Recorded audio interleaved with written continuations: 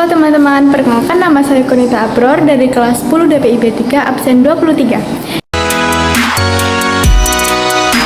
Di sini saya sedang di Museum Semedo dan juga banyak teman-teman saya.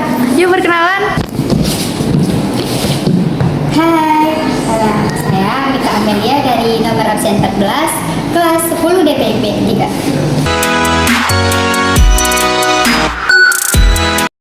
Halo guys, nama saya Putri Melviana, nomor absen 21, kelas 10 DPIB 3.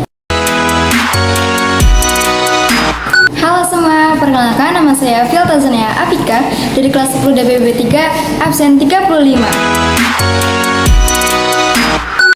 Dan masih ada dua lagi loh. Saya Kurya Sunyaya dari absen 9 dari kelas 10 DPIB 3. Perkenalkan, nama saya Daniel Ahmad Gunardi dari absen 5 kelas 10 DPIB 3. Kami dari kelompok 2. Ayo support Mik dari ngapain? Ini lagi lihat satu-satuan dari depan dulu. Kamu tahu nggak sih batu-batuan ini? Aku kurang tahu, coba dikasih dong. Jadi, kebudayaan pada zaman Koletikum atau pada zaman batu adalah kebudayaan yang banyak batu yang digunakan untuk berburu dan mencari makanan. Zaman Koletikum dibagi menjadi 3 periode. Zaman Koletikum tua, Madya, dan Muda. Zaman Koletikum tua adalah zaman yang masih sangat lama karena sangat liat dan labil. Zaman ini di mana pada masa manusia purba memanfaatkan segala apa yang ada di alam untuk memenuhi kebutuhannya dan dicirikan oleh kehidupannya yang berpindah-pindah tempat. Di hutan, makanan yang sudah habis atau yang berburu sudah habis akan berpindah ke tempat yang lain. Dan di masa ini ditemukan alat-alat yang masih sangat kasar karena alat pembuatannya yang masih sederhana. Alat-alat ini ditemukan pada tahun 1935 oleh White Visual dan MBR Twiggy. Kebudayaan zaman Paleolitikum dapat dibedakan berdasarkan daerah penemuan dan alat-alat yang digunakan. Yang pertama, berdasarkan daerah penemuan. Maka, alat-alat kebudayaan Paleolitikum tersebut dapat dikelompokkan menjadi dua, yaitu kebudayaan Ngandong dan kebudayaan Pacitan. Pacitan yaitu kebudayaan Ngandong meliputi alat-alat yang dibuat sebagian besar tersebut dari tulang. Sementara pada kebudayaan Pacitan, alat-alat didominasi oleh alat-alat batu. Berdasarkan alat-alat yang digunakan, alat-alat pada zaman Paleolitikum sangat sederhana dan biasanya digunakan untuk berburu. Pada zaman ini, alat-alat terbuat dari batu yang masih kasar dan belum dihaluskan. Contoh alat-alatnya yaitu seperti kapak perimbas, alat-alat dari tulang binatang, dan tanduk pusat yang terakhir ada flaks. Kebudayaan zaman Mesolitikum ditandai dengan kecenderungan manusia purba yang tinggal di daerah pesisir sungai atau laut. Sebab persediaan air dan makanan laut memungkinkan manusia purba untuk bermukim di sana. Karakteristik zaman Mesolitikum diantaranya yaitu kebiasaan manusia purba yang menetap di daerah pesisir sungai atau laut. Di sisi lain, manusia purba banyak yang tinggal di dalam gua. Ada 3 benda-benda peninggalan zaman Mesolitikum. Bagian yang pertama yaitu people culture. People culture sendiri dibagi menjadi 4. Yang pertama ada kapak genggam, yang kedua ada pipisan, yang ketiga ada sampah dapur, yang terakhir ada kapak pendek. Terus bagian yang kedua ada bone culture. Bagian yang keempat, bagian yang ketiga ada flesh culture.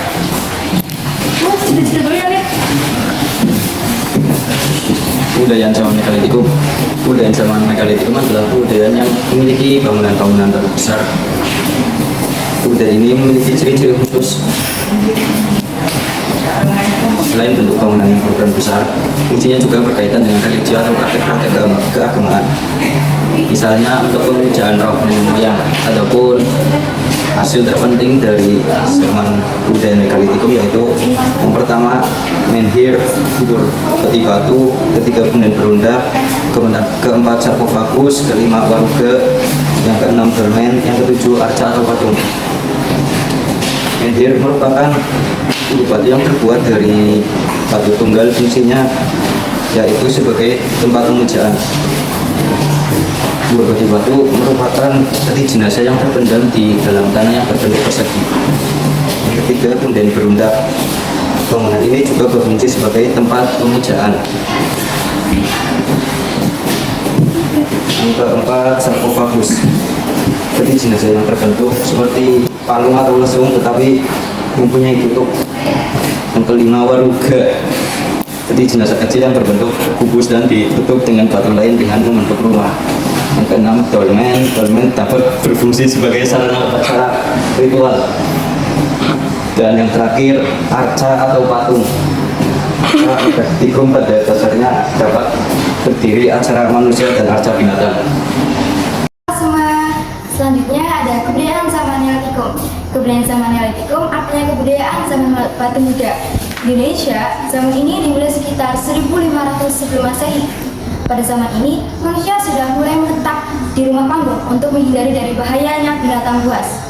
Pada masa ini, atau masa Neolitikum ini, telah membuat lubung-lubung atap yang berguna untuk menyimpan padi dan gerabah.